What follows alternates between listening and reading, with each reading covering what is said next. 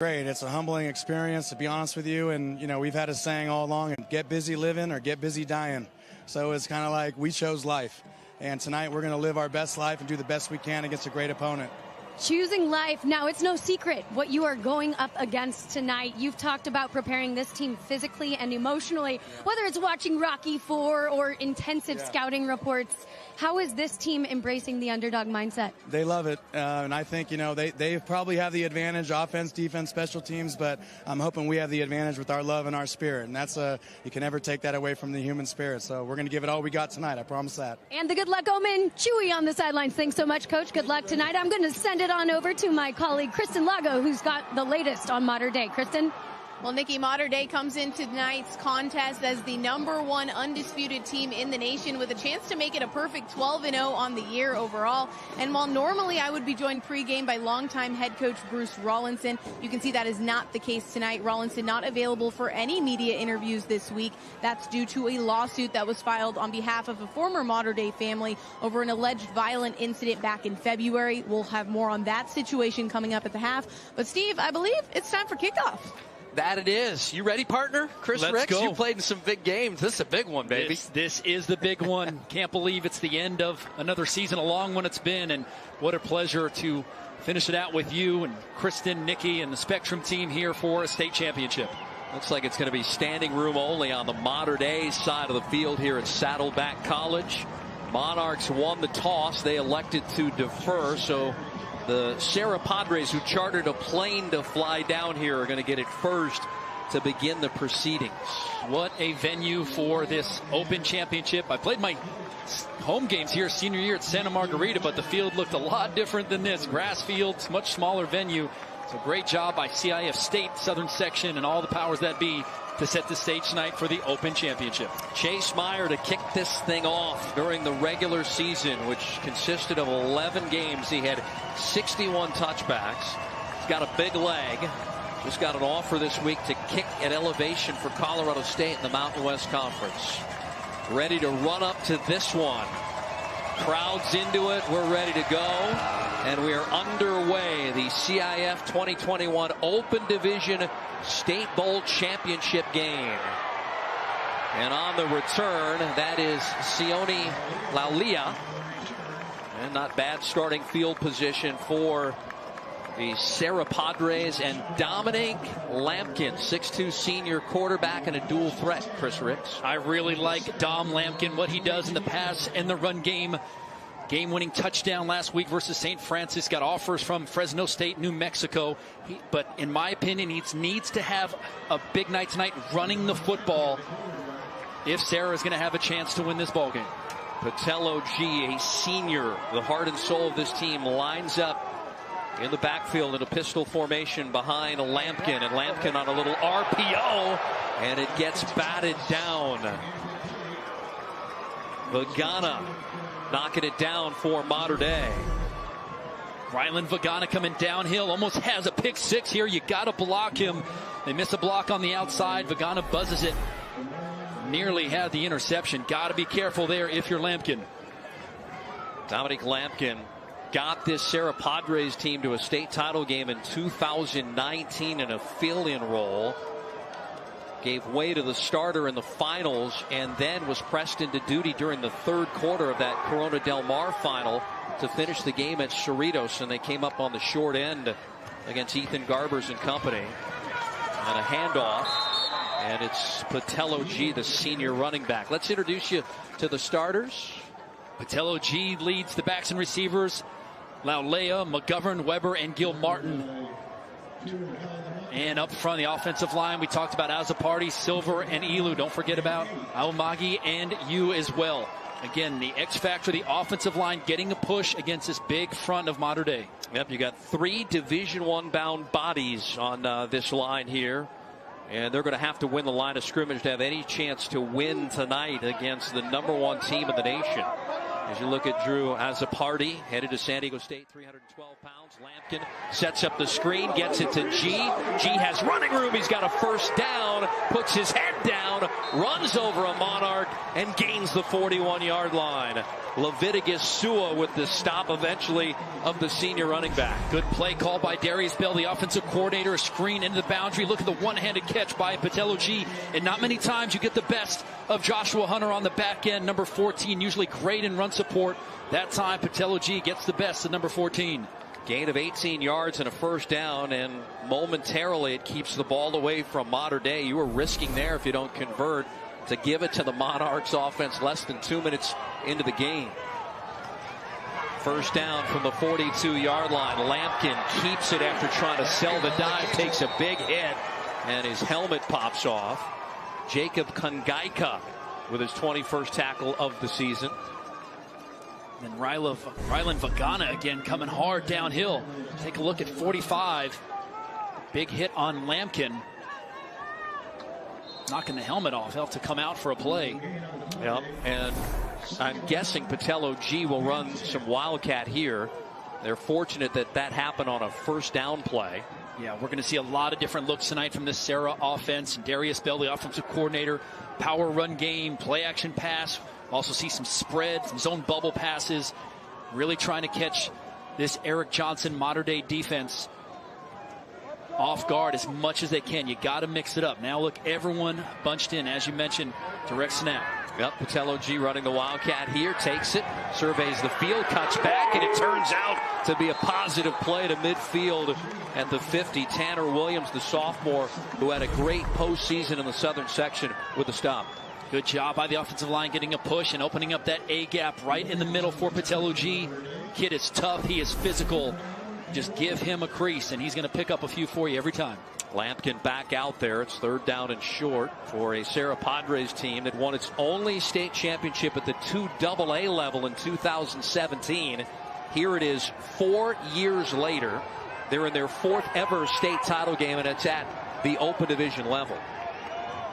Lampkin under center now on a third and short. Handoff Patelo G, and he dives across the line to gain for another first down. And this is a really good start for Serra behind that big offensive line.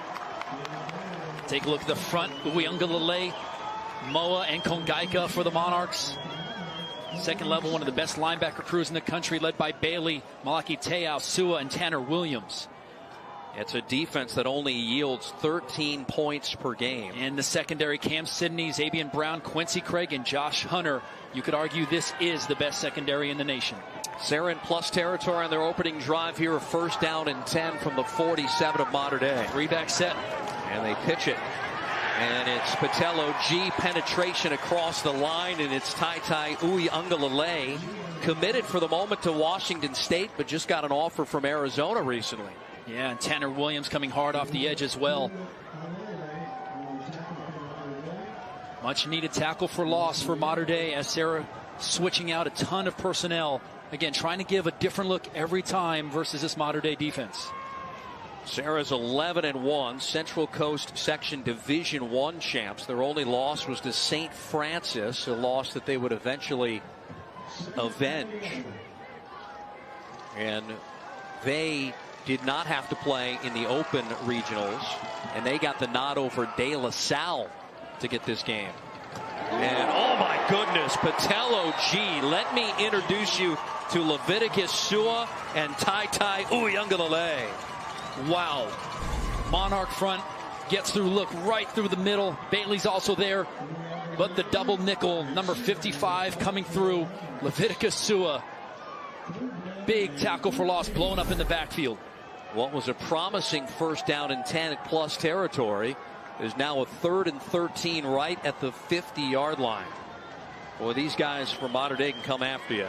Lampkin rolls the pocket out right, hands it to Patelo G, and G is taken down after a 2-yard pickup. Man, Tanner Williams, what a motor he has. Nice job by Sua and Williams.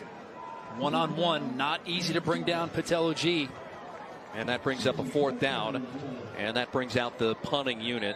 Leonardo Galinda is a two-way player. Quincy Craig drops back, and Galindo is going to punt this one away. We do have a whistle, though, and they're sending Craig off of the field, and Josh Hunter now appears to drop back to field this punt. And now C.J. Williams comes out. Galindo averaging 39 yards per punt. I think they're bringing Hunter inside in case there's a fake from Serra. So I would argue not a bad opening drive. You don't get any points out of it, but you're going to take close to 6 minutes off the clock. Williams, for the time being, stayed away from it. Got it at the 5 and gets dumped back at the 6-yard line. Long field in front of Elijah Brown and the #1 ranked team in the nation. When we come back, we're just underway from Saddleback College Open Division Championship game, scoreless in the first.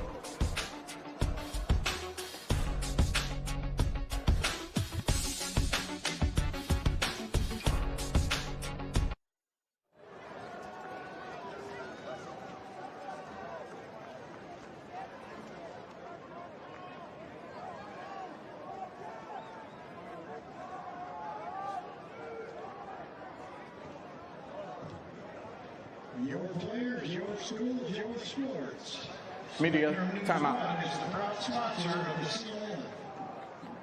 Connecting you to your hometown teams and players that matter to you. Stay up to date with your favorite teams and stream live high school sports wherever you are with the Spectrum News One app. Available in the App Store and Google Play. Want to get your degree and stay debt-free? With the California Army National Guard, you can get paid to be a full-time student while serving your community. That's just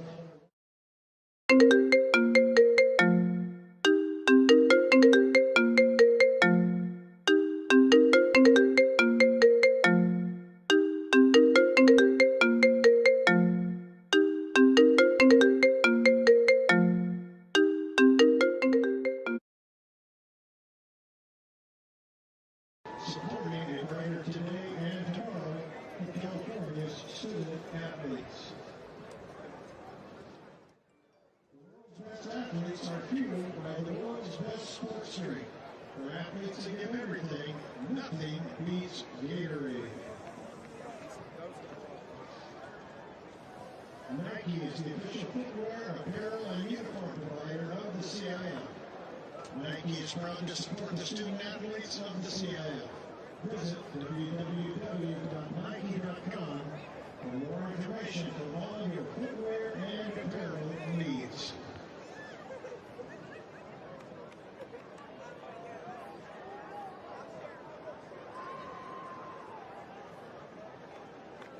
Well, an awfully big day for the Mater Dei football program, playing in a state championship game right here, and a third quarterback alum just won a Heisman Trophy earlier tonight. Congrats to Alabama's Bryce Young, a guy that you coached when he was 9 years old, Chris Ricks. Very honored to be a part of the village, and a lot of coaches that Bryce has had over his career. Yeah, started with him at 9 years old, and you knew he was special then. You knew he had the it factor, and you're not going to find many more young men who are humble and deserving as Bryce Young, as you see the numbers he had as the Mater Dei quarterback, being a champion quarterback for the Monarchs as well. And his successor, Elijah Brown here, the 6'2 sophomore quarterback, 16-0 as a varsity starter. All 16 games here in the 2021 calendar year. Yeah, super sophomore quarterback already with offers from USC, Arizona, and Ole Miss. Drive starts at the 6. It's the first of the game. At least Serra took 5:40 off the clock to begin the proceedings. Quincy Craig with a first down catch and fights his way out close to the 30. The other two alums to win, Matt Leinart and John Hewart. 3 Heisman quarterbacks from Mater Dei. What a tradition. As we see the skill guys, we mentioned Malik Brown in the open, C.J. Williams, Barcate, wrestler, and already Quincy Craig, the Swiss Army knife from Mater Dei, who does it all, getting involved. Offensive line up front, Carter, Baker, B.J. Tolo, Tapasoa, and Lappin at the right tackle position. Through 11 games, they averaged close to 46 points per game. From the 20-yard line, a first down and 10. A tight trip set into the boundary. Here's Malik Brown trying to gain the edge, and he tiptoes out of bounds. 2 weeks ago when we were doing the game on TV, he was an Oklahoma commit. Then Lincoln Riley, we go off the air that night in the championship game against Servite. The next morning we wake up to find out Lincoln's now at USC, and Malik Brown is coming with him. That's right. Lincoln Riley, the new coach of Troy, flipping a lot of those guys from Oklahoma to the Trojans, like Malik Brown, Malachi Nelson, the quarterback out of Los Alamitos, and I'm sure there's more to come. Lincoln Riley working hard on the recruiting trail.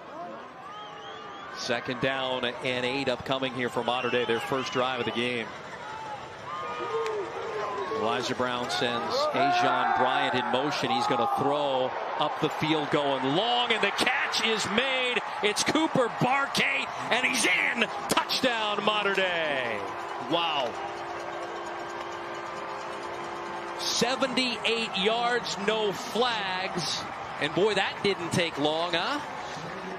Great play call by Taylor Kelly, the offensive coordinator for Mater Dei. Little motion in the backfield. Try to get the defense going horizontally, and then they get behind him in coverage. You see Cooper Barkate on the left side, one-on-one. The Harvard commit gets behind Laulea, and a beautiful ball just dropped in the bucket from Elijah Brown. Barkate with his 10th touchdown catch of the season. Harvard-bound senior, and for Elijah Brown, 29 TD throws now here in 2021. And the extra point attempt by Chase Meyer is good. He's 62 of 62 with PATs. And a 7-0 start for the #1 team in the nation, looking for their 5th national championship and their 3rd state championship here in California. They're going to take a look. You're going to have some movement here. Got to get the defense going this way, and then Barkate is on a double move and is able to get behind coverage. Great play design. They think they're going to swing it out on the outside to Bryant, and there's no safety help over the top, and Barkate's able to get behind Sione Laulea, and that's going to be a matchup tonight. Laulea has to be able to cover these Mater Dei receivers one-on-one, whether it's C.J. Williams, whether it's Cooper Barkate. Right now, the Monarchs have the edge. Barkate end zone bound there. He's Harvard bound after he graduates. And for more on Cooper Barkate, let's check in with Kristen Lago. Well, Barkate has been on an absolute tear for this Monarch offense his senior year, and I spoke to him this week about his decision to go to Harvard to play at the next level. He does have offers from other Power 5 schools. He said he wanted to go to Harvard because he has a bird's eye view. He looks at the big picture. Yes, he wants to play in college. Yes, he has dreams of going to the NFL, but he believes Harvard will set him up best for his future. Another fun fact about this, he actually has to pay to go to Harvard. They do not offer full financial aid for their athletes, so they're taking quite the sacrifice here to send him there. Put it on the Underhill account. I'll get you the number. Well, Barkate, one of the best. Our teammate Greg Biggins, 24/7 Sports, so high on this young man. He could play anywhere in the country. Laulea, his 2nd return, and he's going to come up shy of the 20-yard line. It's getting physical out there between the two teams. 5:23 to go here in the opening quarter. Quick little score for the #1 team in the nation. This is 1 versus 10 in the state of California in the open division. And this is an offense, Steve, that was more balanced early on in the season. 50% pass, about 50% run. But then when Hassan Mahasan got injured, they had to really rely on that run game and the offensive line in changing their percentages of run versus pass. And again, that's why the X factor, this offensive line tonight, tightening into their splits and trying to get a push up front. Lampkin, that looked like a play that got blown up. And he dives forward. Little maybe a miscommunication there for a gain of a yard. Yeah, when the missile went down, and he's a San Diego State commit. Yep. They lost him to season-injuring ACL tear in Week 5. That was early in October. He'd only played in 3 games. And they also had Joey Villaroman, who was out as well. So they've been playing down a guy and still went 11-1 and avenged an early season loss to St. Francis by just shutting down St. Francis's run game second time around. Yeah, and you got guys that step up, but when your top 2 receivers are out, it limits you in the pass game. Here's the heart and soul of the team, Patello Gene. He runs right into Kaho Tuihalamaka, a 600, make it a 350-pound sophomore. Boy, it didn't even look like Tuihalamaka was touched. Take a look at him right here. He sheds a tackle right away and then is in the face of Patello G. I'm telling you, this front of Mater Dei, big, fast, physical, very hard to block one-on-one. And you'd like to say, well, double team him, and then that leaves someone free. So such a tall task tonight for this Serra offensive line. Yeah, you mentioned about all the scouting, the national scouting. A lot of people calling Patrick Walsh saying, here's how you can attack Mater Dei. He said the best film that he watched was Mater Dei's Division I opener in the quarterfinals against Norco. And there's a pick 6. How about that? Mateo picks it, scores, and it's 13-0 just like that. 21 yards on the return for the senior. Tremendous read by Mateo. Just buzzing the flat as Lampkin was trying to dump it on the outside. Instincts of number 42. You know he hits the gaps, but take a look. Left side of your screen, right in that slant lane. Lampkin never saw him. You see the instincts and the hands of 42 to get the pick 6. That's the only interception that Lampkin has thrown this season, if you can believe that. And it goes as a pick 6, and what a hole for the Serra Padres here. With 3:54 to go as Meyer puts through the second extra point here, and it is 14-0. Wow, and again, the Cal Preps computer, when they were working through all the data analytics, said that Mater Dei was going to win this thing 48-0. Serra had other ideas about that, but find themselves in a 2-touchdown hole in the early going. Take a look. Lampkin's trying to hit the slant right here.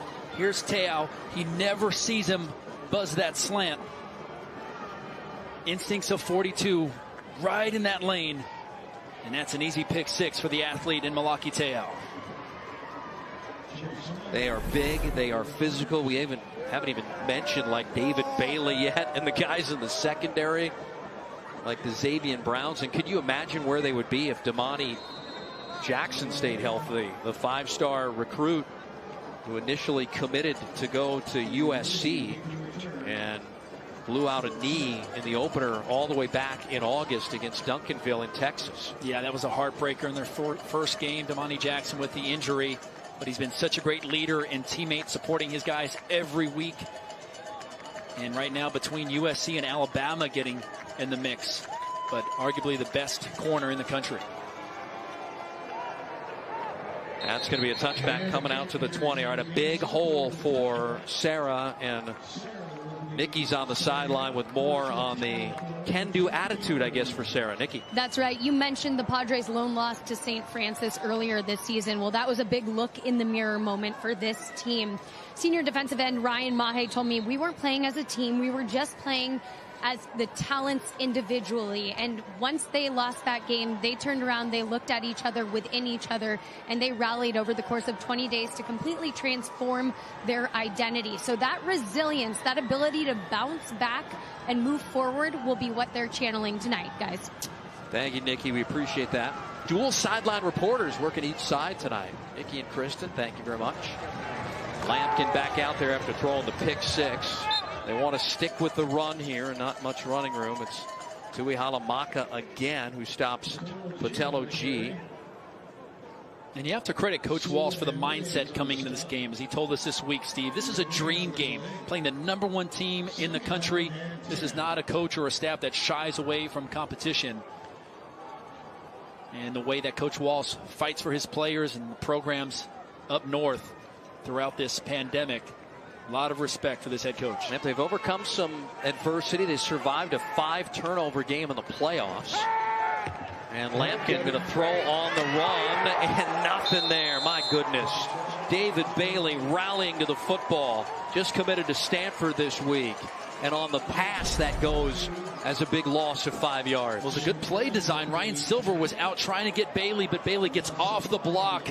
And look at that one-on-one tackle in the backfield. 31, one of the best backers in the country. Stanford commit 14.5 sacks in the year. In the past few weeks, he's been battling through with an injury. You see the big club on his right hand. Kid is a warrior. Joseph Latu made the catch, got stopped for a 5-yard loss back to the 15. There's Bailey with 49 tackles, 18.5 for a loss this season, and 14.5 sacks. Trip set up here. That's going to open one-on-one on the backside. And a whistle.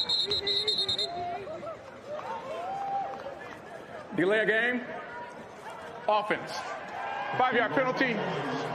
Still 3rd down. Boy, it's hard to beat Mater Dei when you're making these types of miscues. Another 5 yards of real estate you got to earn back here. 3rd and 20 upcoming for Patrick Walsh's team. Yeah, and this is where Coach Eric Johnson, the defensive coordinator from Mater Dei, I'd expect him to dial up some pressure, come after Lampkin. So I think if you're Dom Lampkin, you got to get outside of the pocket, try to buy a little time with your athletic ability. Take a shot downfield for a completion, a pass interference. You need a break right here as you're backed up towards your own end zone. From the 10-yard line, the first down make the 30. Out of the backfield, it's Patelo G. And again, 4 guys come to him. The ball comes out. It's loose. It's picked up. And it's going to be down at the 3-yard line. It'll be Mater Dei ball. Another Serra Padre miscue. Josh Hunter, who's headed to San Diego State, thought he'd have the scoop and the score there. Instead, he just gets the football. Another big hit from the Mater Dei defense. They tried to go horizontal. It's hard to be successful with the speed and the pursuit of Mater Dei. And watch the big hit there. Balls on the carpet. And as you mentioned, Joshua Hunter thought he had the scoop and score right here. Very close to the sideline. Yeah, it looks like he did touch a little white. Good call by the side judge. But now, again, Mater Dei knocking on the door. Second big turnover inside the red zone for Serra here in this opening quarter. And now Mater Dei has it 1st and goal to go at the 3-yard line. I certainly did not expect this, partner. 3-back set. 2 blockers in front of Brown. Pistol set with Malik Brown behind him. And a flag. Mateo in the backfield, along with big Logan Light leading the way of the 2 big bodies. Expect to give here to Malik Brown. Encroachment. Defense. Half the distance to the goal. First down. All right, move it from the 3 to the 1.5-yard line. Hey, might as well try to get a jump and time out the count. Not much to lose with the penalty, just half the distance. This is usually the formation where Quincy Craig is in at the tailback. Yeah. It's Malik Brown here. He'll most likely get it, try and run it through the tackles. They give it to him. He moves right. And let's see, can he get in? He's stopped just short of the goal line. Malik Brown, the USC commit after decommitting from Oklahoma. Almost 1,100 yards rushing through 11 games this season for the Monarchs. This guy has been a joy to watch, number 4, Brown. I mean, he can stop on a dime. We've called him slippery, a human joystick. 2nd and goal. Here's Brown again. Brown across the goal line. He's in. Touchdown, Mater Dei. Taylor Kelly, the offensive coordinator, overloads the right side, and they go opposite that to the left. He gets a little crease, a spin move. Again, you see the dynamic ability of number 4, Malik Brown.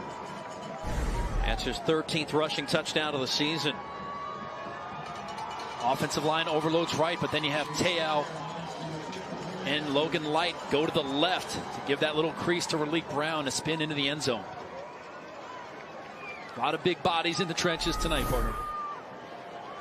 Chase Meyer has been a busy young man with that right foot. Attempting his 3rd extra point here. 91 seconds still to go in this first quarter. Mater Dei has only possessed the football twice, and they lead it 21-0. And don't forget, Serra had an opening drive in which they took 5 minutes and 40 seconds off the clock before Mater Dei even touched it once in this game. Yeah, and this is where Coach Walsh and Serra, they just have to stop the bleeding. I mean, it's hard enough to execute when things are going well. You can't have unforced errors like the pick 6, the fumble. You can't give Mater Dei more possessions than they're already going to have. The strategy has to be to control the ball, control the clock, and keep the ball away from Mater Dei. 2 early gifts have led to 14 points for the Monarchs.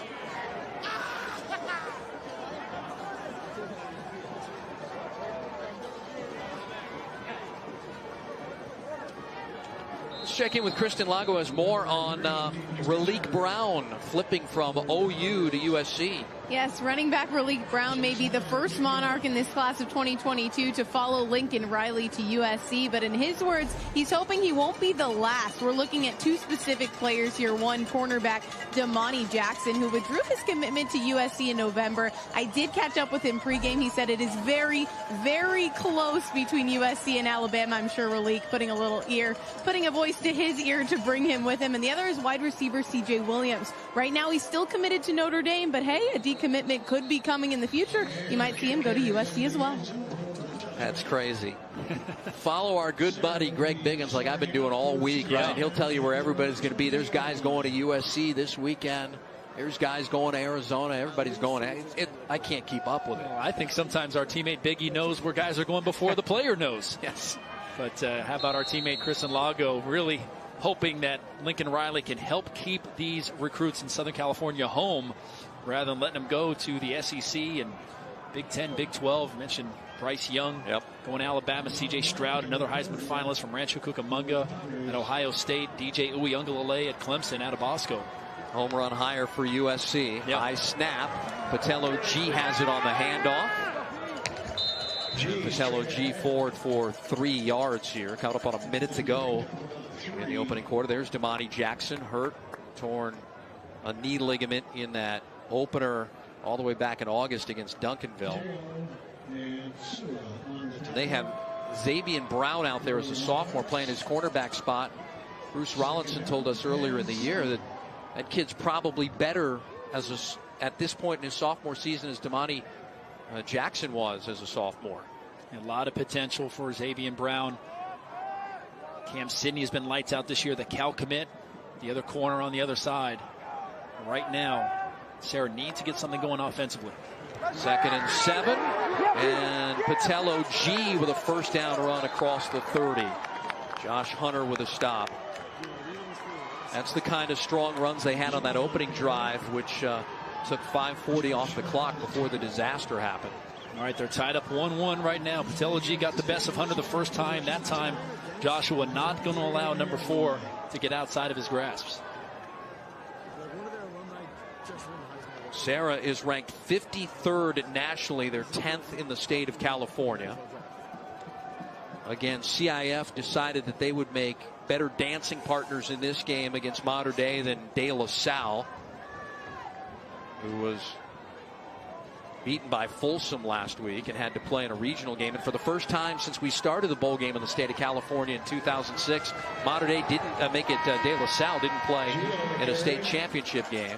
G with a carry for a couple of yards ahead, and that'll be the final play of a disastrous first quarter for the Serra Padres. The #1 team in the nation, #1 in California, locked on, looking for a 5th national championship, putting a beat down on the Serra Padres in the early going. 21-0 after 1 quarter of play.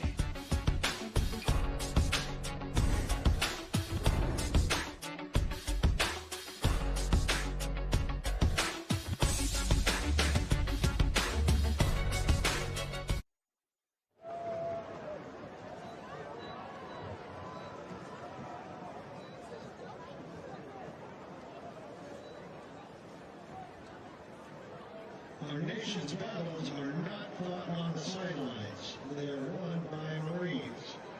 Earning the title Marine will instill a sense of accomplishment within you greater than most will ever know. To learn more about the opportunities available in the Marine Corps, go to the www.marines.com.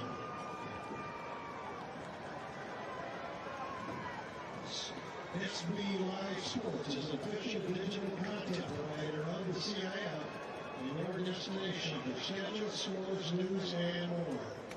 Download the SB Live Sports app today to start following your favorite teams and players.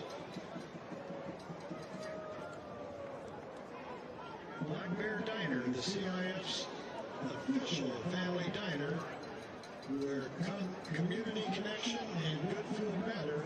We'd like to celebrate and congratulate our athletes and families here tonight. On your way home, be sure to pick up your feed. Be sure to feed your inner bear with huge portions of number food, classics, or breakfast, lunch, and dinner. There's something for everyone at Black Bear Diner. Dine in or order online for carry-out or delivery at blackbeardiner.com.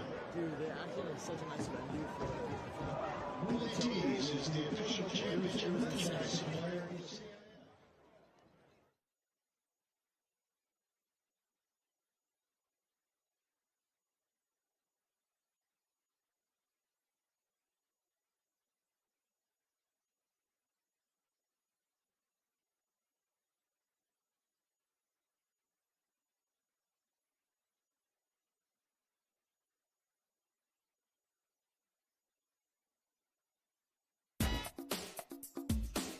Well, here's a few of the notable graduates from Serra High School San Mateo. You have arguably the greatest home run hitter of all time, Barry Bonds, and arguably the greatest quarterback of all time, Tom Brady. John Robinson, the legendary SoCal football coach, and Hall of Famer Lynn Swann, known for making a pretty good catch. Huh? And, you know, it's funny, you coach Bryce Young, right? Today's Heisman winner. I once served John Robinson at the Brea Olive Garden. So there's my claim to fame. Impressive. Yep. Most impressive. Let's send it down to Nikki Kay working the Serra sideline. Well, you mentioned the GOAT, Tom Brady. He was actually on the hiring staff that brought in Coach Walsh 21 years ago. In fact, Brady and Coach are close to this day. They communicate weekly. Coach Walsh was talking to us about all the minds he picked coming into this game, and you can only imagine he would have consulted TB12, guys. Thanks. Lampkin, and he's going to keep it, and Lampkin takes a big hit after he gains the 37-yard line. Mateo had the pick 6 in the first quarter to make it 14-0. Lands the first blow. Lampkin just needs to get more to the outside. He cut that one back into the teeth of the Mater Dei defense. I thought he had more space on the edge trying to get to the boundary. Mater Dei had it for 92 seconds in the first quarter, and it's 21-0. Wow. Couple of takeaways, both in the red zone. A pick 6 by Mateo, and the fumble recovered at the 3. Opening minute of the second quarter. Mater Dei showing pressure. And Lampkin behind G, and he runs for the first down. So they do have some guys they can run behind, right? As a party, we talked about the SDSU commit, Nathan Elu, Oregon State. Ryan Silver has a Division I offer, the premier one from Nevada. So they got some big guys there. We'll see if they can dig down deep and move this football and get a score to get back in it. Yeah, they're just trying to form a wall. Look how tight they are. Basically no splits in the offensive line.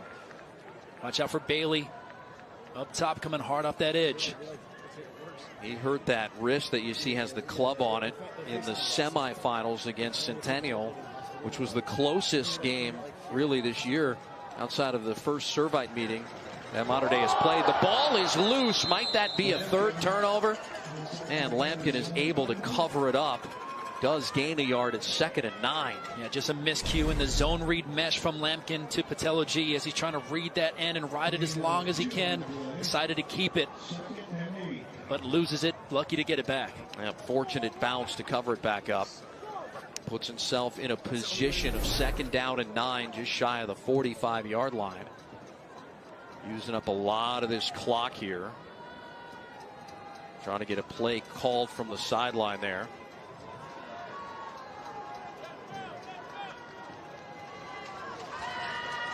On the zone read, the handoff, and it'll go for 1 yard to the 45. Bringing up a 2nd down and 8. It's Taitai Uiagalelei with a stop of Patella G. Yeah, the scheme is there, but Uiagalelei just so fast coming off that edge and blowing it up in the backfield. You got to at least chip him or do something to slow down his momentum. Dead ball. Washington State commit. Personal foul. Defense. 15-yard penalty.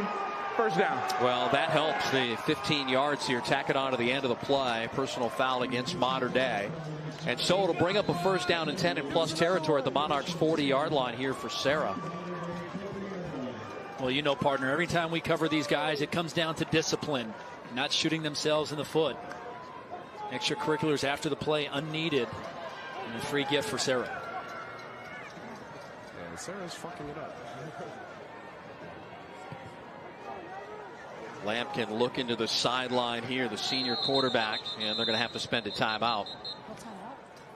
Kind of had a feeling that was going to happen earlier as he kept looking to the sideline. That'll be their first. They'll have 2 left as they play in their 4th state championship game. They lost their last one in 2019 to Ethan Garbers and Corona Del Mar in the Division 1A final at Cerritos. Won their only championship in 2017, 38-14 over Cajon, who had Jaden Daniels, the ASU quarterback, and then that like 8-foot-tall wide receiver. Remember that guy in Sacramento? And then in 2016, they lost to Sierra Canyon 42-40 in 2A. And we can take a look back while we have some time on 2019. This is against Ethan Garbers and company. And Ethan was really good that day. Oh, yeah. Stud quarterback for Corona Del Mar. Garber's had a night in that championship game. Had the big receiver headed to Stanford, and this is Lampkin throwing the touchdown. Again, he came in that game in relief. Yeah, he was the backup. And led them to nearly a victory, and there was the pick at the end of the game that sealed it. Good shot there of Coach O'Shea and his family winning that championship just a few years ago. So their 4th state bowl game appearance at the 4th different level, the highest one available. Tui Halamaka makes the stop. Lampkin on the carry. And that just shows how athletic Mater Dei is. You've got a nose guard chasing down the quarterback, dual threat in Dom Lampkin. Kaho Tui Halamaka, and the speed, able to slow up Lampkin enough on the outside. And they run so many guys in. They've got a lot of fresh bodies, too. Well, that's a big thing about Mater Dei, is their depth. They're 2 and 3 deep at almost every position. So as you mentioned, able to roll guys in and keep guys fresh. On 2nd down and 10. And Lampkin with the keeper. He's going to run for the first down. Gets out of bounds. Just inside the 30-yard line. So a really good drive, much like their opening drive. Now you got to get points out of it. There is a flag. Perhaps a late hit on that far sideline. I think they're going to get Nathan Elu. Look at 78 on the left side, chasing down David Bailey. Offense. Take a look at the little hole right there on 31. Still 2nd down. Don't blame him, though. You got to do everything you can to try to stop David Bailey. All right, so what was a 2nd down and 10 is only going to be a 2nd and 13 now because it's a spot foul. So it takes it back 10 yards. Elu, a tremendous left tackle, one of the emotional leaders for this Serra squad. 2nd and 13, just over 9 minutes to go in the 2nd quarter. This is a pride drive right here for the Padres. They took a big left hook in that 1st quarter from Mater Dei. 2 turnovers aiding the Monarchs. Patello G fighting his way downhill to the 40-yard line. Will bring up 3rd down and 10. G was a teammate of Malik Brown's, from what I'm told, on an AAU team up in the Bay Area. So they've got some familiarity with each other. Yeah. Speaking of familiarity, you talk about former Serra family, Stephen Lowe, the offensive coordinator for St. John Bosco, a former coach at Serra. So Coach Walsh has been in a lot of contact with Coach Stephen Lowe and playing Mater Dei a couple times this year. Very familiar with the Monarch offense, trying to pull out all the stops. 3rd and 10. Lampkin throws it off his back foot, flips it up, and it's picked off by the San Diego State-bound Josh Hunter. 3rd turnover this first half for Serra. Hunter still on the return, got a block. Hunter got another block. There is a flag. This thing's going to come back. He may get caught from behind. He's in the end zone. But there appeared to be not only 1 but 2 blocks in the back there, and there are 3 penalty markers on the field. What a play by the ball hawk, Joshua Hunter.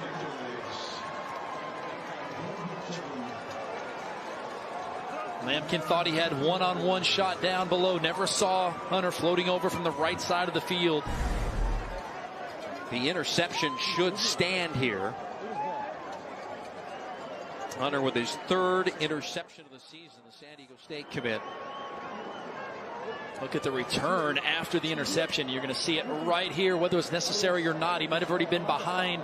I believe that was Sione Laulea, but one of Hunter's teammates trying to help him out with a little block, and I think that's what they got. Block in the back, they'll bring it back, but nonetheless, Mater Dei with another takeaway. Joshua Hunter playing center field. And it's going to be the 3rd turnover for Serra in 4 drives. Lampkin came in without a single interception. He's been picked twice in the first half. After the interception, there are 2 fouls on the play, 1 by each team. Block in the back on the return team, that penalty will be declined. Excuse me, that penalty will be accepted. Personal foul on the offense, that penalty will be declined. 10-yard penalty, 1st down, Mater Dei. All right, I'm not sure if I fully understand that. But the ball will be placed down at the Monarchs' 40-yard line. The interception stands for Hunter. Third takeaway for the Monarchs defense here in this first half. And that was the drive. You needed points. Well, you don't blame Serra for trying to take a shot. They've been executing the run game. But again, Lampkin thought he had one-on-one with Sione Laulea. Never saw Josh Hunter on the back end. Elijah Brown back at quarterback. Again, they've only had 92 seconds of possession. They lead it 21-0. And he gets it to Quincy Craig. And Craig out of bounds up at the 46-yard line. Josh Hunter with his third pick. Kristen Lago has more on Josh.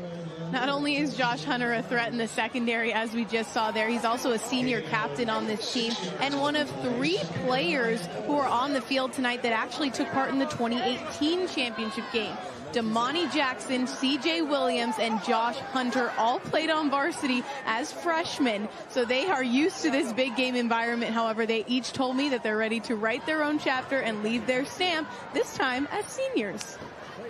Thank you, Kristen. First time in 11 years that De La Salle hasn't been the NorCal representative in the open division. Brown in a little bit of trouble, runs forward and gains the 47-yard line. It's going to bring up a third down and short.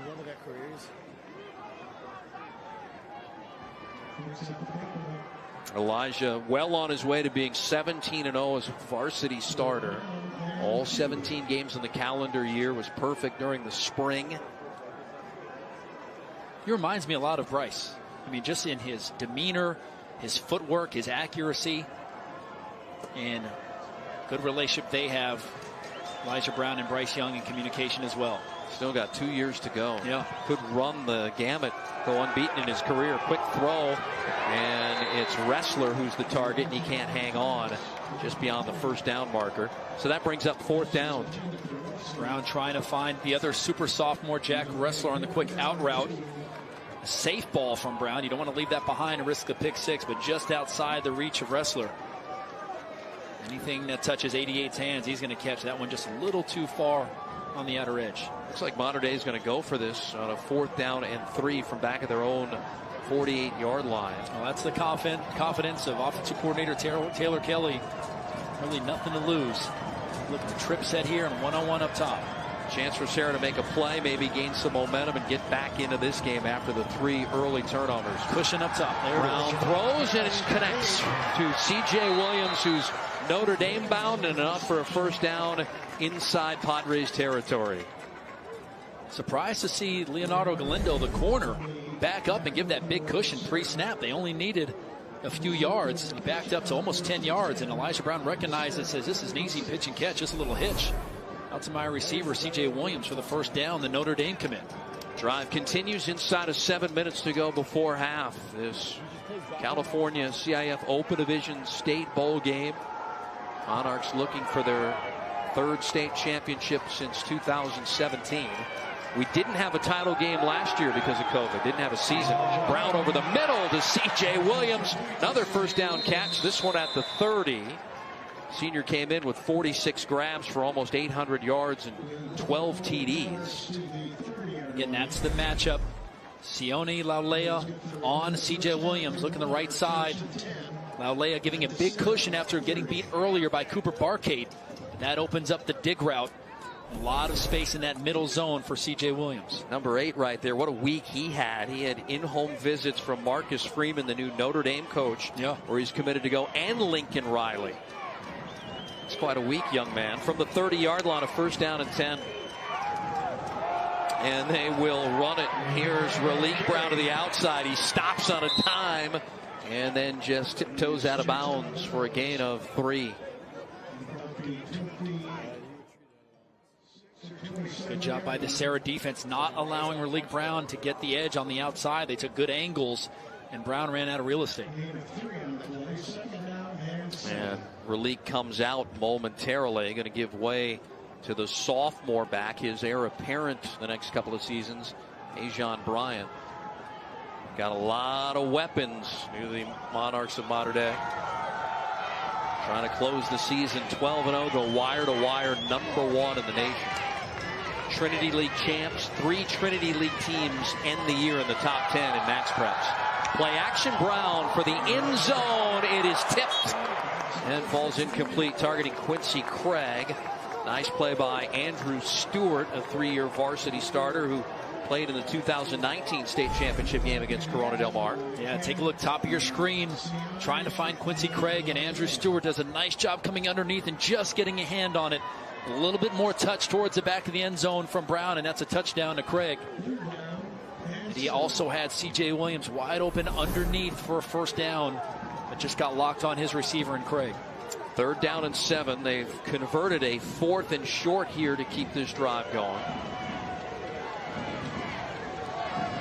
Serra said they want Brown to make some difficult throws. That's how they're going to win. He hasn't had to make too many throws yet because of the defense. Pressure comes. Throw left. Wrestler has it, and he's wrestled out of bounds to the 17. Another modern-day first down. There's 88 getting in the mix. Good job by Wrestler, knowing where the sticks are at, getting to the first down. Getting a big cushion on the outside, and on time from Elijah Brown. On the sideline, and Wrestler getting a few yards after the catch. Not the biggest receiver in this modern-day receiving corps, but again, sure-handed, plays with a lot of toughness and physicality. What a great ball there. Our crew capturing just a wonderful throw from Elijah Brown. Yeah. First down and 10 inside the red zone. And Malik Brown's back in there looking for a hole to develop. Was able to stay on his feet as he put his hand down, but then stepped out of bounds with his back foot. No gain. 2nd down and 10 upcoming. Well, Brown's so good with the jump cuts. That time just a little too big of a jump cut to the outside, and cleat touched the white, went out of bounds. I mean, he literally can stop on a dime and then go 0 to 60 in about 3 seconds. Remind you of a running back from your area back in the day? San Diego area? A guy by the name of Reggie Bush. There you go. He looks his finest. And he could do what Reggie did at USC and have that type of career. We got an uncovered receiver here in the slot. That's Quincy Craig. Now they're going to run a body out there. And we got a penalty. That's going to be a false start against Mater Dei. Called by that far official. That's where you just want to snap it quick and throw a bubble right out to Quincy Craig uncovered. Offense. 5-yard penalty. 2nd down. Well, somebody was ready to go quickly on that line. Back them up 5 yards. A little more real estate in which they have to recapture.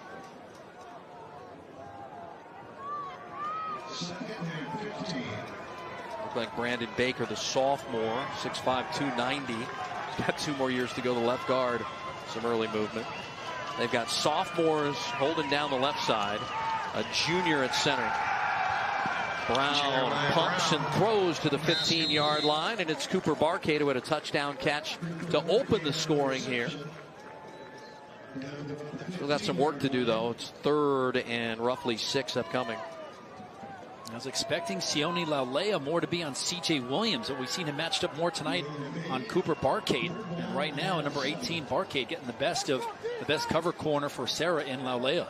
Again, another one of these positions where you got to make a stop. Now, Chase Meyer has a terrific leg, and they're well within his field goal range.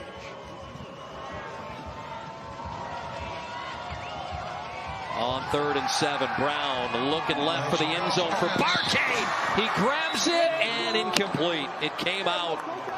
He had 2 hands on it, but couldn't pull it in. Cooper saying, hey, I got one down, ref. We'll take another look at it. I think he might have got a foot down. Brings up 4th and 7. See how close it was, Barcade.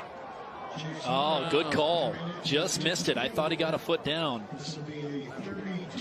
And so here's Meyer for a 32-yard field goal attempt. Let's see how close that was. Got to credit Laulea pushing him out. I think a good call for the officials. So here's Meyer, hash mark left to make it 24-0 here in the 2nd quarter. It's on its way, and it is through. How about Chase Meyer, perfect 4 for 4 on field goals. Sticks the 32-yarder, 3 more points for the number 1 team of the nation. They lead this Open Division Championship game 24-0. Come on.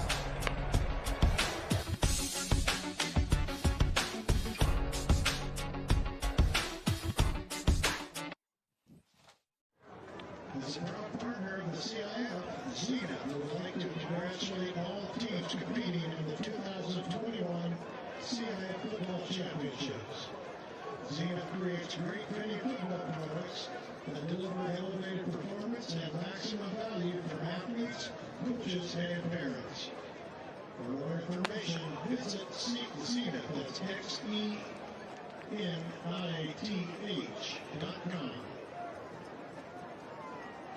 The Old Spaghetti Factory is a proud supporter of CIF Athletics. Order your Italian favorites online for delivery or pickup at OSF.com. The Old Spaghetti Factory has been a family favorite since 1969, serving deliciously affordable three-course meals in a unique setting. Visit www.osf.com to learn more and to order online today.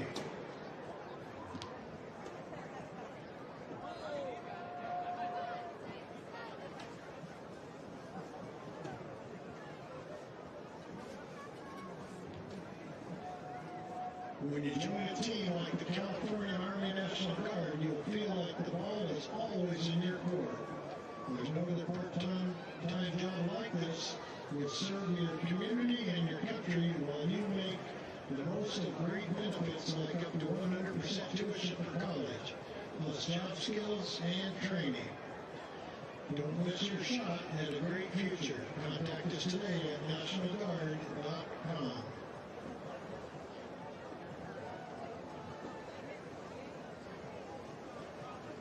The CIF State Football Championships is fueled by the best. For athletes who give everything, nothing beats Gatorade.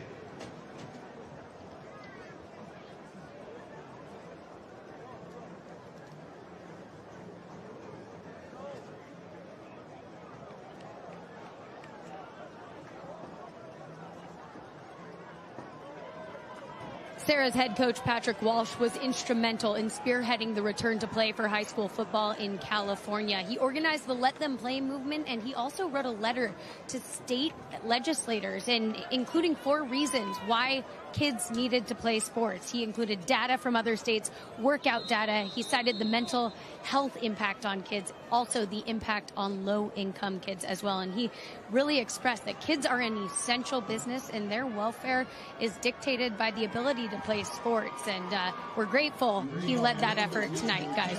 Yeah, as a parent, thank you very much for what you did, Patrick Walsh. Absolutely. Great stuff, Nikki. Writing the letter to the governor. There were guys in different regions. Ron Gladnick of Torrey Pines, kind of Justin down in Allenbaugh, San Diego. De La Salle. And Allenbaugh and Walsh played together at De La Salle. Yep. Returnable from the goal line. The drive's going to start at the 18-yard line. That return by Jaden Weber. He's a junior. 24-0. Mater Dei's only had 3 drives in the game, and they've scored 24 points. There is a pick 6 in there. Just settled for the field goal. Beat it 24-0 over Serra, the 10th ranked team in the state of California. That kind of emerged out of those 3 teams, right? De La Salle, St. Francis, and Serra. They lost earlier in the season to St. Francis. Their only loss. One of the running backs for St. Francis had like 344 yards the first time around. They were able to bottle them up the second time around. They looked at a lot of film of the Norco playoff game between Mater Dei and Norco and thought they found something that maybe they could exploit, but it's been tough. Here's a pitch that was up there for a while. Looks like it's Lucas Schumacher with his first carry.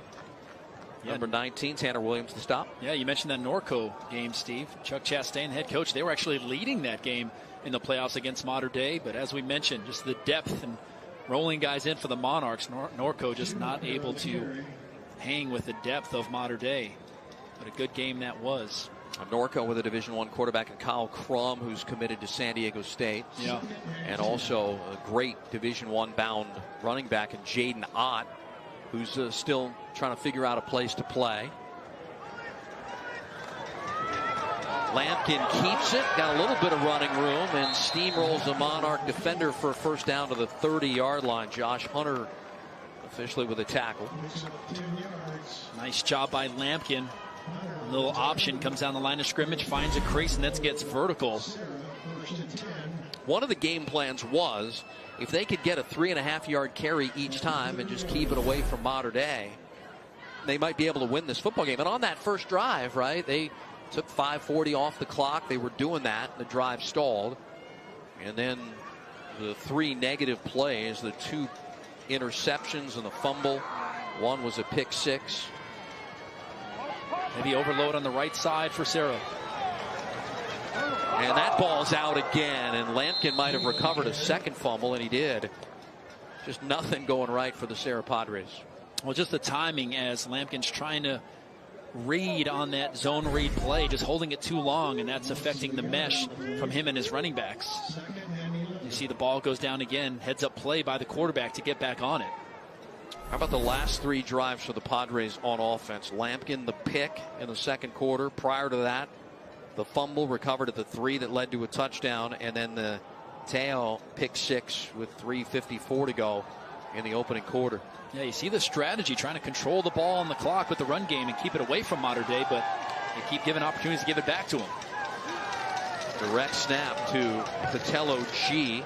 Runs forward for 3. But that's going to bring up a 4th down and long. So they got their 3.5 desired yards right there. Yeah, and you really got nothing to lose here. You're down 24. It's a state championship game. You're not going to punt it here. Beg your pardon. They move that across the way, the yard marker, pretty quickly. So it's actually a 3rd down and 7 now. Yeah, just got to change personnel, get some of the big guys out, get some more of your skill guys in.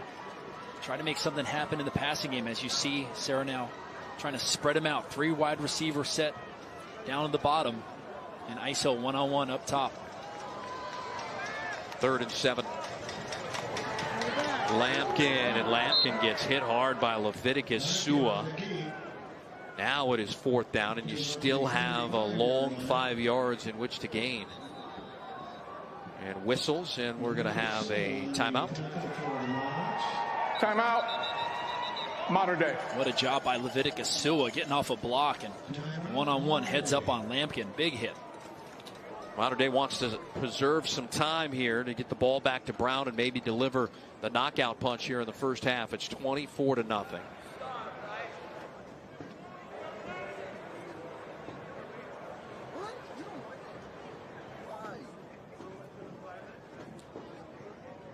It has been a long weekend here at Saddleback. We have had 5 state championship games. This is our 5th one. And we opened up yesterday. Mater Dei Catholic, the other Mater Dei that was here. They're out of San Diego and Chula Vista. They defeated Modesto Central Catholic. Then the Open Division champ from San Diego, Cathedral Catholic, avenged a loss to Folsom from 3 years ago in the 1AA championship game. And then they get 3 wins in a row for the San Diego section. Strips Ranch over Wilcox out of Santa Clara. And then the other Serra that's here, Gardena, with Malik Murphy, who's headed to Texas. Suffered an injury in the 4th quarter, but they had just enough lead to beat Liberty out of Bakersfield by 5, 21-16. See some of our CIF leadership. Great job by Dr. Ron Nassetti, the executive director, and Brian Seymour, the associate executive director of CIF State, along with the Southern Section Office, Commissioner Rob Wygod, and assistant commissioner. Fake punt, and it works to the 46-yard line on the pass for a first down. Stewart with the catch. Sione Lelia with the throw. Get the ball in your playmaker's hands. As you see Schumacher throw it up. Jump ball. And a conversion. As you see Stewart go up and get it. They set it up earlier. That's again why Joshua Hunter, who was back deep, came up expecting a fake punt. They didn't do it earlier, but they set it up that time and execute it to perfection. New life for Serra. Now, what can they do with it offensively? 1st and 10 at the 46, coming up on 90 seconds to go. Lampkin sets up the screen, gets it to G across the 50, trying to get out of bounds, but can't. Clock continues to run, 1:19 and counting before half. And G needed a block on the outside from Nate Alu. In one-on-one, he'd had a lot of space if Alu was able to get that block. Mater Dei able to fight off it and contain Patella G. From the 49, and they hand it back off to G. A little misdirection. Runs to the 46-yard line.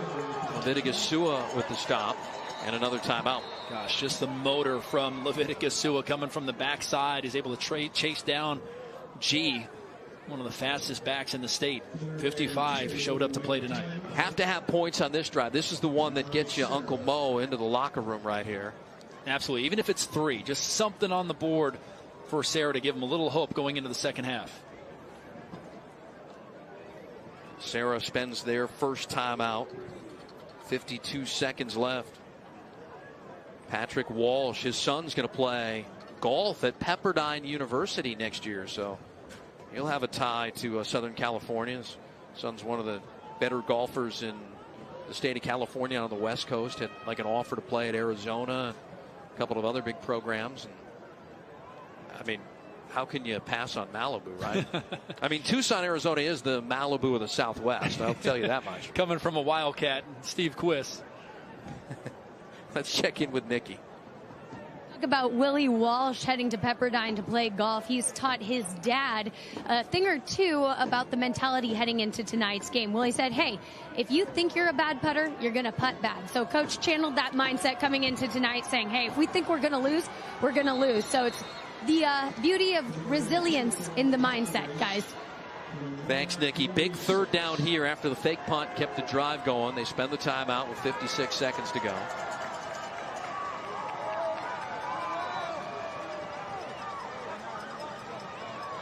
On third and short, fake the dive to G.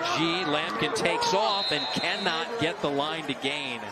Dropped 1 yard short. Mateo with a stop, and it's 4th and 1. Now Lampkin's got to get outside. Take a look at the space. If he just gets to the edge, he cuts it back in against Mateo. You're not going to get away from him. You're 7. You got to use your speed and try to get a juke and a cut to the outside in space. Not sure I've seen a high school team tackle better than this modern day group here in 2021. Yeah. I've been doing this a long time. There's a first down run. In space is G. Will Sidney catch him? And he got him just at the 1 yard line with 17 seconds to go. The Cal commit. Cam Sidney saves the touchdown. And now you have Serra trying to get back on the ball very quick. Will they run a play or will they spike it? Yeah, they still have a timeout to go. They're going to spike it and lose a little bit of yardage here, but can regroup.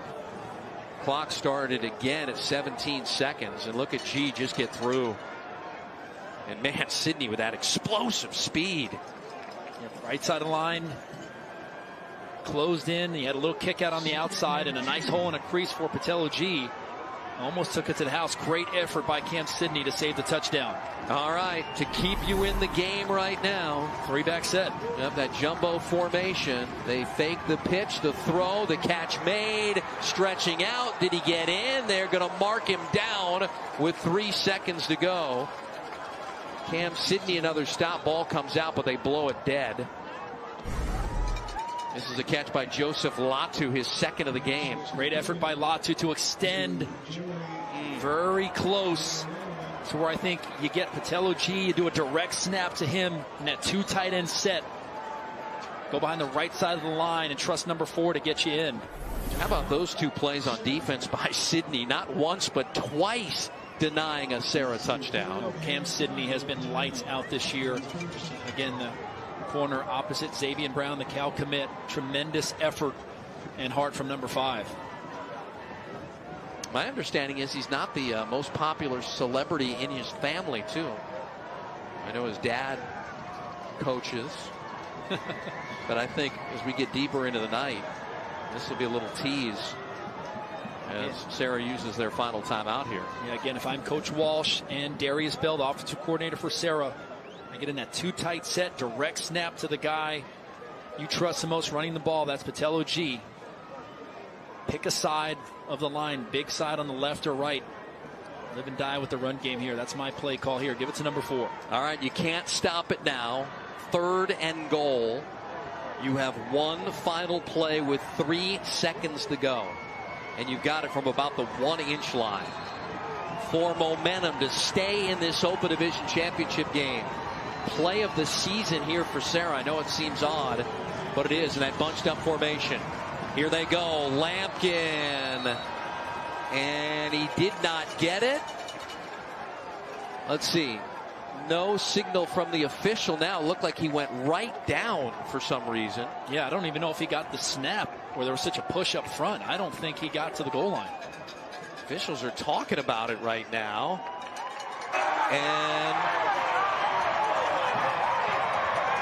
that's it. Modern Day holds him at the goal line.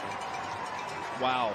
Serra can't get in the end zone, and momentum ain't coming in to the locker room with him. I'm not sure if Lampkin ever got the snap. No. He just goes right down. The ball is out. Yep, right there. Oh, they had 3 fumbles in that first half. They had the 3 turnovers and can't get it in from the 1-foot line on the final play of the second quarter. A huge missed opportunity right there for Serra to try to get on the board before going in the locker room. All right, let's check in with Nikki, who's with Patrick Walsh.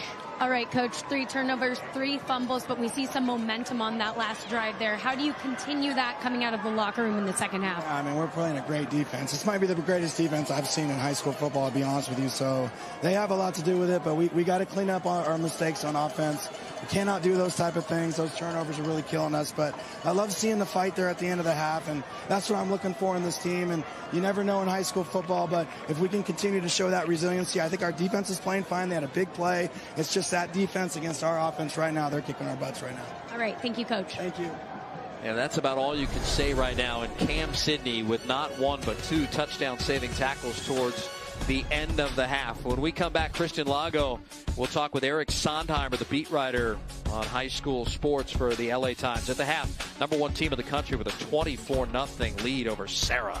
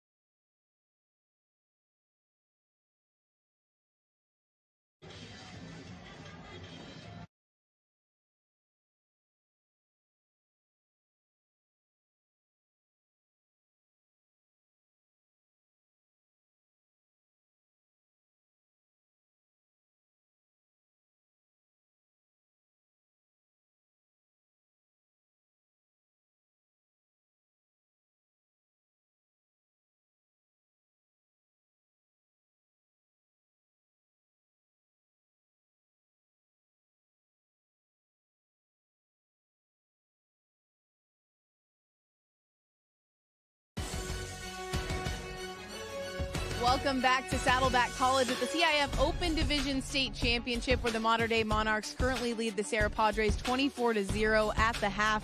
I'm joined now by LA Times high school sports columnist Eric Sondheimer. And Eric, for as much success as this Mater Dei team has had this season and in this game, in the last few weeks, a lot of that overshadowed by a lawsuit that was filed on behalf of a former family for a locker room incident back in February. I want to start there. What is this former family saying happened? Well, they're saying they're alleging that their son was suffered a traumatic brain injury in a fight in the locker room. They're saying that it's alleged hazing involved. It was a ritual called bodies where you're punching each other. And it raises the question of where was the authorities, where was the coaching staff, where was the administration in trying to protect the kids in the locker room. And so the lawyer is claiming that this happened, and now it's for everybody to figure out. The school president sent out a letter to the school community saying that they would look into the matter.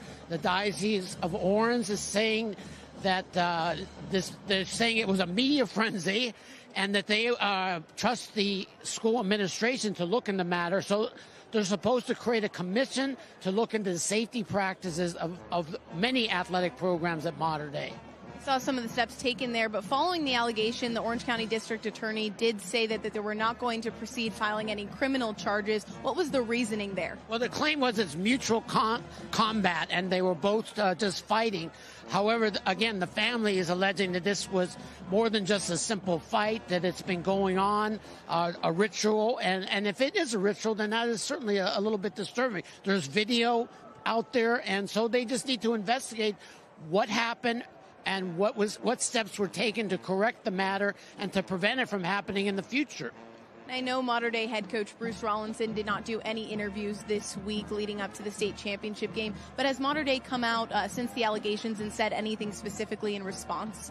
No, they haven't, and I think that is a concern. A lot of people have asked for transparency, and I hope that they understand that's really important for everybody's perspective. That's probably why there's so much media coverage on this, because questions have not been answered. So everybody is just looking into the matter to see what happened and what is going to be done, and whether this was part of a ritual in the past. And Mater Dei's had a great tradition. They just won a Heisman Trophy tonight. No school in the nation has produced 3 Heisman Trophy winners. So there's a lot of scrutiny on happening. I mean, this is a crazy night. They have a chance to win a mythical national championship. They have a Heisman Trophy winner, and we're talking about a lawsuit. So it's kind of a sad situation, but we need to get to the bottom of it.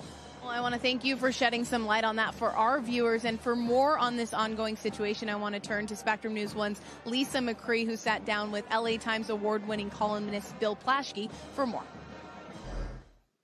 Thanks, Kristen. Bill Plaschke has been covering this story for the LA Times, and he joins me now. Bill, you've read the lawsuit. You've seen the video. What are your takeaways? My takeaways is that Mater Dei's got a big issue, and they've got to deal with it, and they can't keep trying to hide or stonewall. They have an issue there's a culture there of fear, a culture there of violence, a culture there of hazing, and they need to address it. They need to deal with it. It's all in the lawsuit. The parents make the allegations that are very, very strong about how they not only endorsed the bullying of their son, but they try to cover it up. This is a big, big deal for a big, big school. Mater Dei's response has been to cite the children's age and the legal issues to refuse comment, but they have denied the allegations in the lawsuit. Our reporting says they are true. Our reporting says Mater Dei's got a big issue on its hands that it needs to deal with this now. Bill, you saw that videotape in a lawyer's office. Can you describe how horrific it really is? Yeah, it's a staged fight in the middle of a locker room in the middle of the day. And what's so chilling about it is there's a child that counts down the fight, 3, 2, 1, go. And the smaller kid fights the bigger kid. And what's even more chilling is the bystanders aren't even watching. They're on their phones. There's 4 or 5 players on their phones casually sitting down there. Nobody's trying to stop the fight. Nobody's trying to get involved in the fight. No, there's no adults there. And this is not some back alley playground after dark, I'll meet you behind the swing set. This is in the middle of the vaunted Mater Dei locker room in the middle of the day. two children going at it, and the bigger kid, and finally pounding the smaller kid into submission, and it was a sucker punch that eventually ended up breaking his nose and giving him a traumatic brain injury. Bill, what should happen at that Mater Dei program? Oh, I think, and I've written this, I think Bruce Rollinson should be fired, the head football coach. I think Francis Clare, the principal, who has yet to talk to the parents, never talked to them, never spoke to them after this incident involving their son brutally injured in the middle of her locker room on her campus in her school day. She couldn't even address him. I think both Bruce Rollinson and Francis Clare have to go. Bill Plaschke, sports columnist for the LA Times. Thank you, Bill. To read more of Bill's article, go to latimes.com. Kristen, back to you. Thank you, Lisa, for that one. I want to tell you guys to make sure you stick with us. We'll have more coverage of the CIF Open Division Championship. Right now, the Monarchs well on that way to the 5th state title.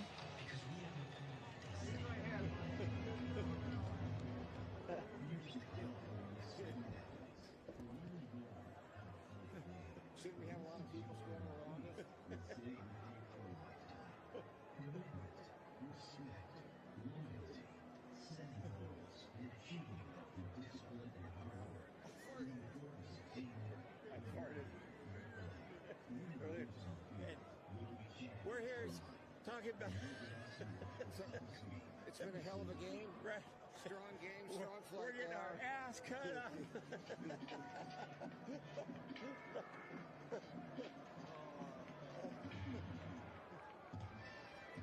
What's going on with this little tin over here?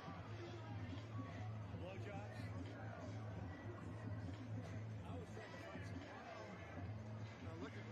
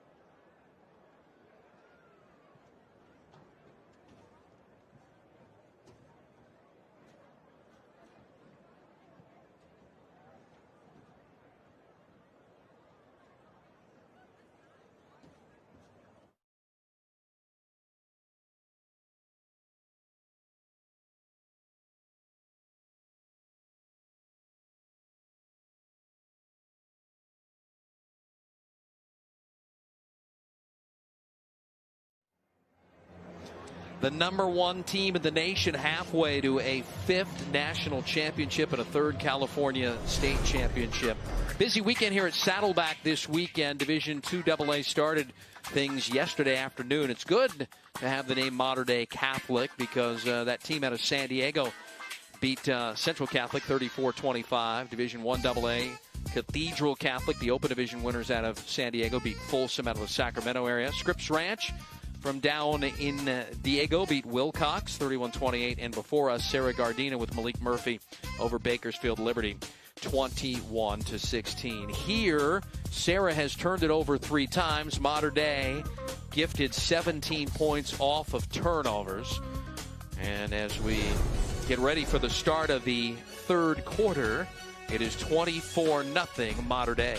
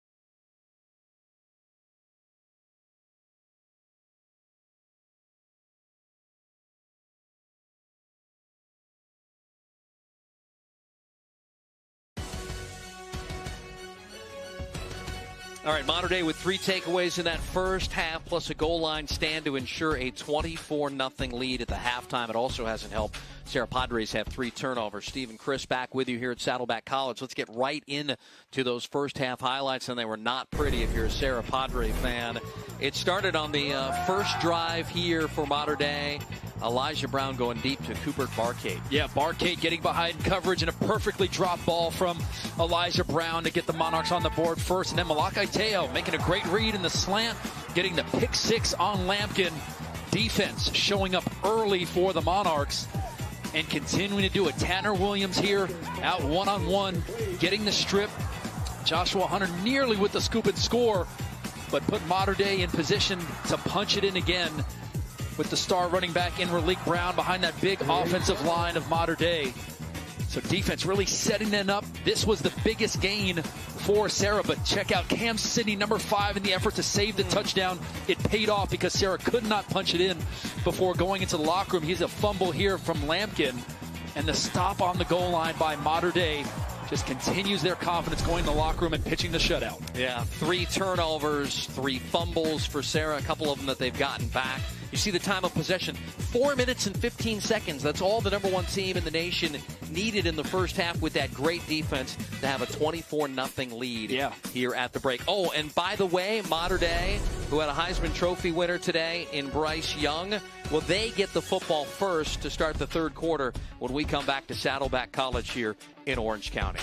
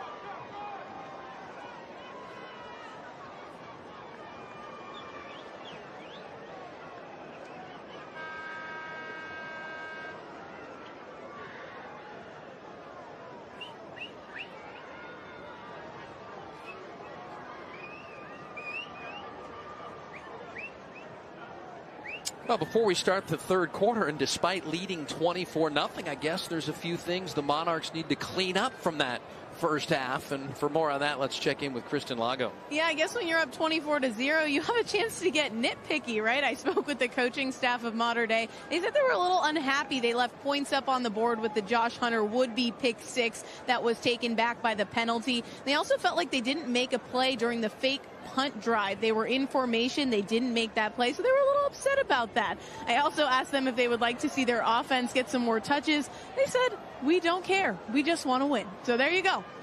All right, thanks, Kristen. So in that first half again, Mater Dei, 3 takeaways, a goal line stand to make sure that Uncle Mo in momentum didn't go into the locker room with Serra. 24-0 at half. Serra fumbled it 3 times, 17 points off of those 3 turnovers for Mater Dei.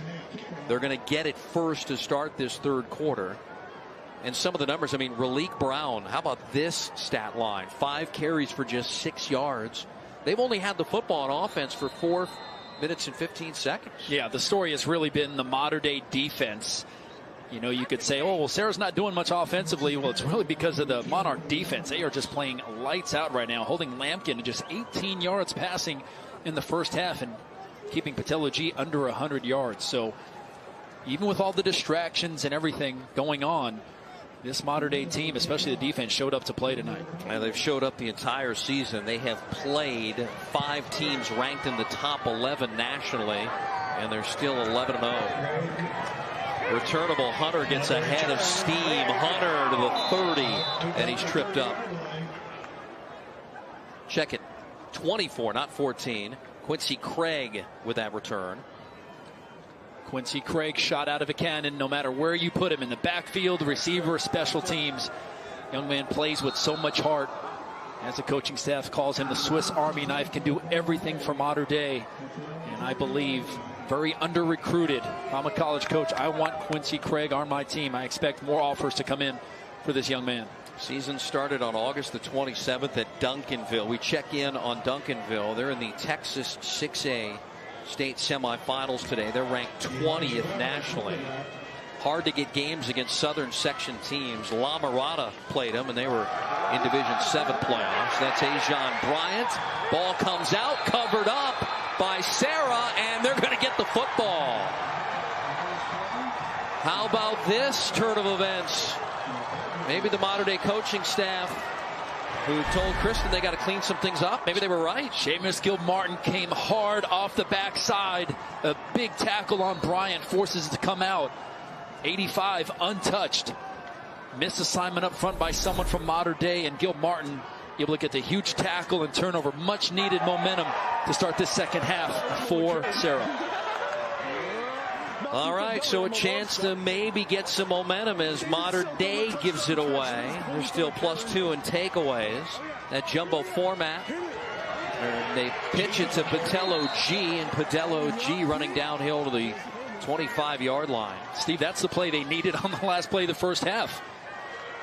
Give it to Patella G. I think he's got positive yardage almost every time he's touched the football tonight. Turnover number 1 for Mater Dei. Second down and 6. G in that first half, 16 carries for 78 yards. Had that 42-yard run, but he needed just an extra couple of yards to get in. 2 tight end set. Lampkin rolls it out right. He keeps, he cuts back, he runs for a first down. There's a penalty marker in the backfield.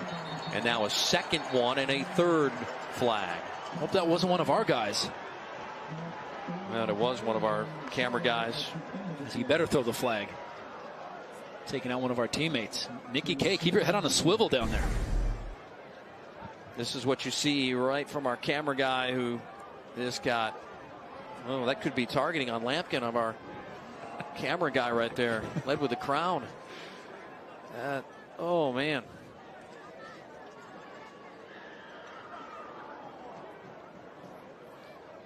Good to see Flats take the hit and get back up.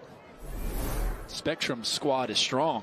Yeah. Nikki, you got an update. Yeah, well, first and foremost, we are good. We got a thumbs up from our cameraman here. But second of all, the sideline and crowd are still very much alive here for Serra. I spoke to Dom Lampkin coming out of half, and he said the message in the locker room was simple. How do you want to be remembered?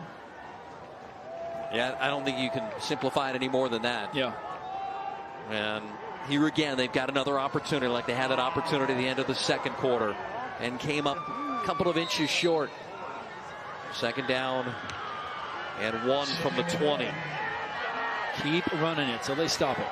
Lampkin under center. Show a run blitz. He's going to keep it. And he gets caught from behind as he crosses the 20. Mateo with a stop. But that's enough for the first down to keep the chains moving. They haven't had problems between the 20s, to be quite honest with you. Just once they get into these red zones here for the Padres. If I'm Serra, I stay in this 2 tight end set. Double tight, 3 backs, these direct snaps, trying to get as many blockers as you can for your ball carrier. Lampkin threw it 9 times in the first half, completed 5 passes, but only for 18 yards.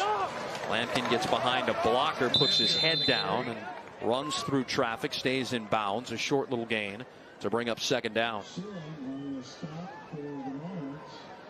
Again, he's been in a state championship game, and he did it as a sophomore quarterback back in 2019. Was called into relief emergency duty, if you will, down at Cerritos College in that game against Corona Del Mar. Young man plays with a lot of confidence. Coach Walsh calls him Willie Beeman. If you remember that quarterback from Any Given Sunday. Lampkin just needing some more invisible juice here in the second half. Direct snap to G. Steaming Willie Beeman. And there's a penalty marker thrown in the backfield as G is brought down at the 15. Offense. Boy, you can't keep shooting yourself in the foot, can you? No, for everything positive, they move forward. And they end up moving backwards again. But again, offensive line, very physical here in the trenches, trying to do anything they can to get a push up front on Mater Dei.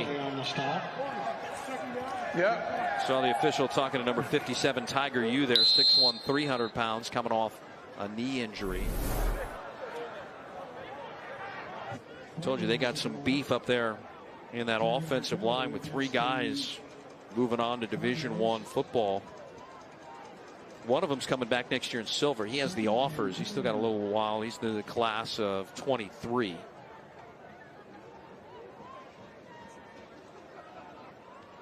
Clock is stopped. Lampkin is looking at the sideline. They got to hurry this thing up. The back judge is telling him, let's go. Hasn't raised his hand yet to signal the final 5 seconds. Now different formation. 3 wide receiver set and pistol with G behind Lampkin. Well, there was some early movement from the wide receiver they got away with, and on the carry on 2nd down and 21, it's only a gain of 2. Leviticus Sua with another stop. The center, Ricky Awi Matagi, was out of the lineup. He's now back in, number 50 at center. Leviticus Sua, half dozen tackles already here in this game.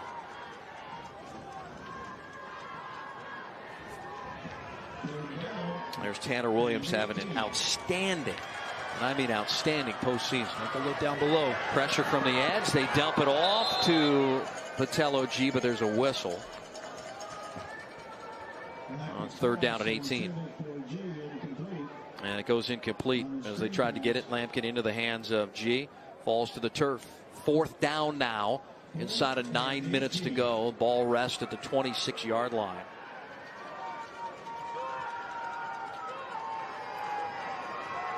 Boy, what do you have in the arsenal when you're only gaining about 3.5 yards per carry and you're backed up at 4th down and 18? They'll go for it here.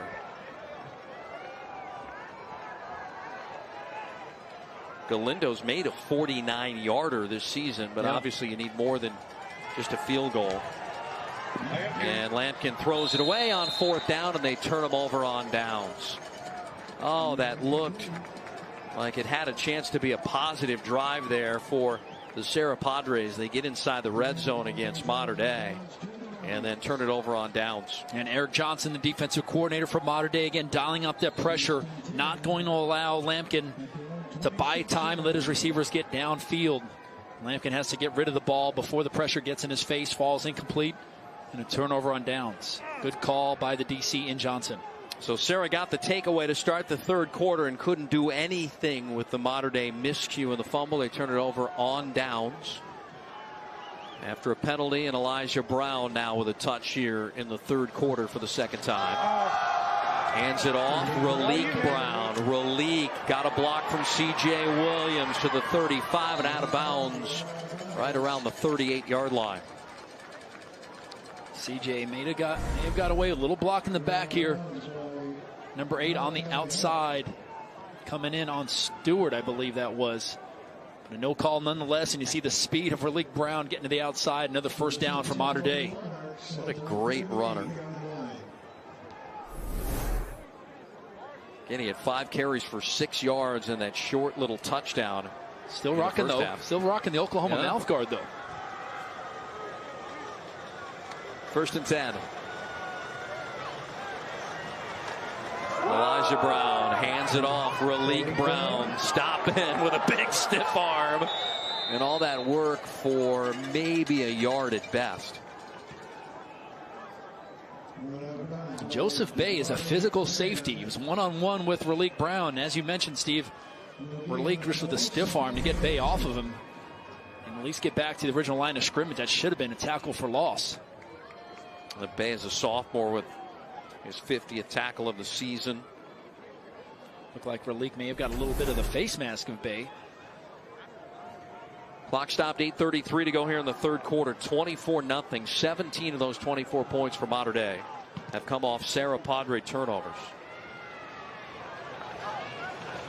On 2nd down, play action. Ducking the pressure is Elijah Brown. He takes off up to the 50 and is out of bounds at the 49-yard line of Serra, and moved the chains. Another 1st down for the #1 team in the nation. Good coverage on the back end from Serra, but Elijah Brown sees a lot of turf in front of him, using his athletic ability as well to pick up another 1st down for Mater Dei. Very smart quarterback is this young sophomore in Elijah Brown. Picks up 13 yards in that 1st down. We talked about the Cal Preps computer when they did the data analytics for this one and knocked out a preview that said it was going to be 48-0 final for the Mater Dei Monarchs. Computer, Mark Tennis said he had a crystal ball. They're halfway there. Here's Ajon Bryant, and that's going to be a face mask. He got hit up around the head. They still got to bring him down, though, and the heir apparent to Malik Brown the next 2 seasons. Strong run, loses his helmet. And Malik Brown will come in and spell him. But somebody got him around the face as he got right across the line of scrimmage.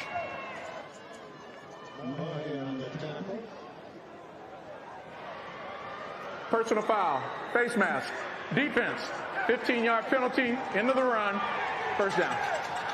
Another negative play for the Padres. Yeah, this Padres defense trying to do anything they can to slow down this run game. And down to the 19, still on his feet, Quincy Craig can do a little bit of everything. And there is a penalty marker at the 20. I really like this kid. Came in with 97 yards rushing, 9 touchdowns. So averaged a touchdown almost every time he touched the ball. Had that 4-touchdown game against Servite. During the play, personal foul, offense, 15-yard penalty, spotted the foul, still 1st down. All right, they're going to have to pay for the same real estate twice. Still a lot of emotion from these young men. Very physical, as you see Quincy Craig. Look at the ability there, staying on his feet, the balance. Steve, you and I have both seen a lot of Quincy Craig this year. Young man always makes something happen when the ball gets in his hands.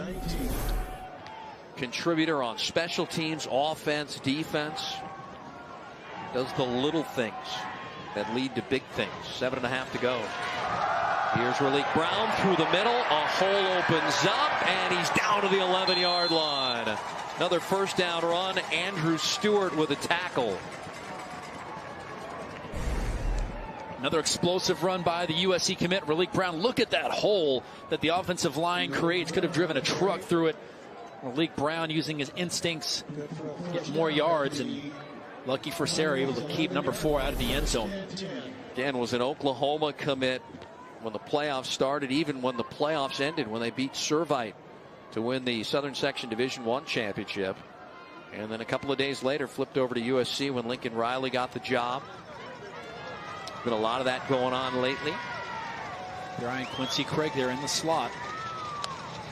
Empty backfield as Malik Brown is in motion. That might be, nope, they're going to whistle that dead. Yeah, that was very close to being a lateral. I agree, Park. I was about to say that, and then I heard the whistle. Very, very close. Incomplete pass. We'll look at it again. A wide look of this. No, the ball was on the 11-yard line here. Again, he's out of the shotgun, though, so, yeah, obviously behind the line of scrimmage.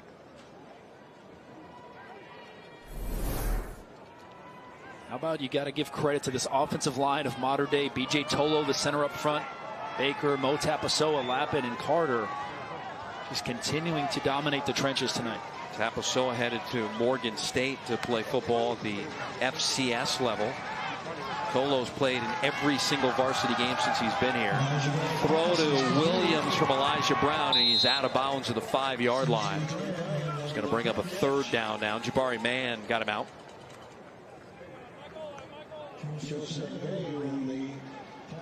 Well, you know, Taylor Kelly, the offensive coordinator, wants to get his guy, number 8, C.J. Williams, in the end zone. Hasn't found it yet tonight. Williams, the number 1 receiver on this team, 12 touchdowns on the year for the Notre Dame commit. 3rd and 4 from the 5. They can still make a 1st down inside the 1. Elijah Brown barking out an audible, sends Malik Brown in motion. Scrambling right and pushed out of bounds at the 6. Good decision by Elijah Brown, not forcing anything. So we'll see a lot of quarterbacks just throw it in the end zone and risking interception. But number 12, again, just as a sophomore, high football IQ, cool, calm, and collected. Doesn't take many risks. Trying to become 17-0 as a varsity starter. And you start to project what might happen as a junior and a senior here with a lot of these guys back and just the reloading that the program has. And Patrick Walsh runs to the official and wants a timeout on defense here with 6:33 to go Serra. in this 3rd quarter. We started to check in on the opponents for Mater Dei, and we said this year they played 5 teams ranked in the top 11 nationally. And Duncanville, they started the season in the Texas 6A state semifinals tonight, ranked 20th. Liberty, who they played in week 2, and they had to scramble to schedule that game late. They were a Nevada 5A playoff team that lost to Bishop Gorman in the state semifinals. La Mirada was a Division 7 playoff team in the southern section. Then you had St. John Bosco. You played them the first time when they were 4th in the nation. Yep. They ended the year nationally at number 9.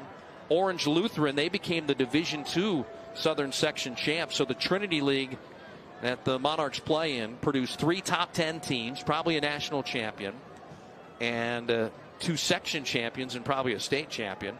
And then, of course, you played Servite twice. You beat them. They're 8th nationally. Centennial 10th nationally to end the year. And then the Serra team that is 10th in the state of California.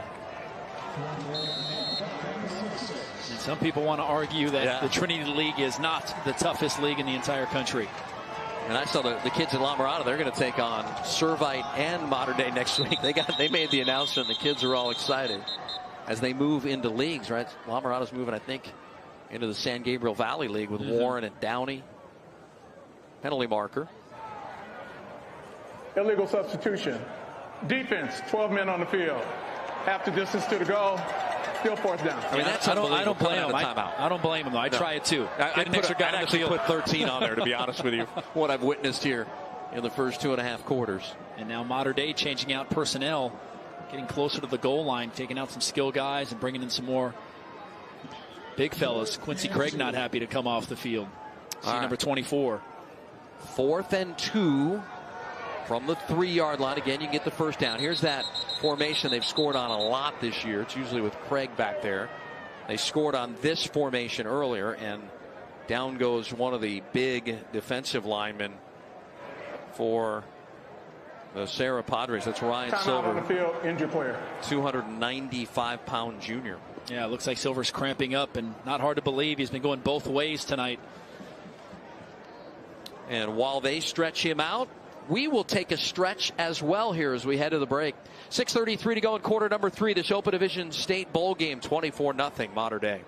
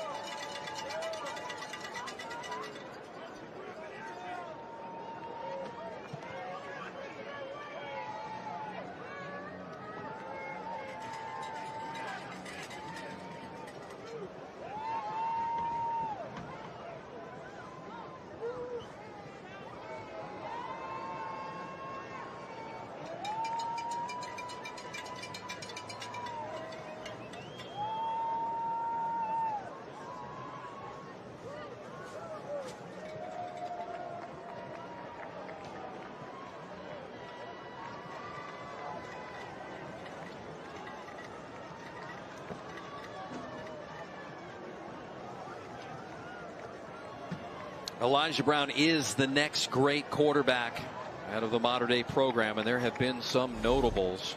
You see John Hewart, the '94 Heisman Trophy winner. You had Bryce Young, who won the Heisman Trophy a few hours ago. Leinart, who won it in '04. Brennan was a finalist. He went on to Hawaii. Matt Barkley with the Panthers. JT Daniels now at Georgia. What a lineage of quarterback tradition at Mater Dei. Was able to play against Matt and that '99 team, my senior year at Santa Margarita. And so many great quarterbacks. And as you mentioned, Elijah Brown, the next in line. They're looking for more here. Malik Brown going left, now cuts back right, gets pushed through the middle, and he's in. Touchdown, Mater Dei. Malik Brown with his second rushing touchdown of the game, and it's 30-0 Monarchs. Not only fast, but very smart. Patient, waits for his blocks to set up, and then cuts it back to get into the end zone again. Touchdowns 13. Touchdown, dead ball.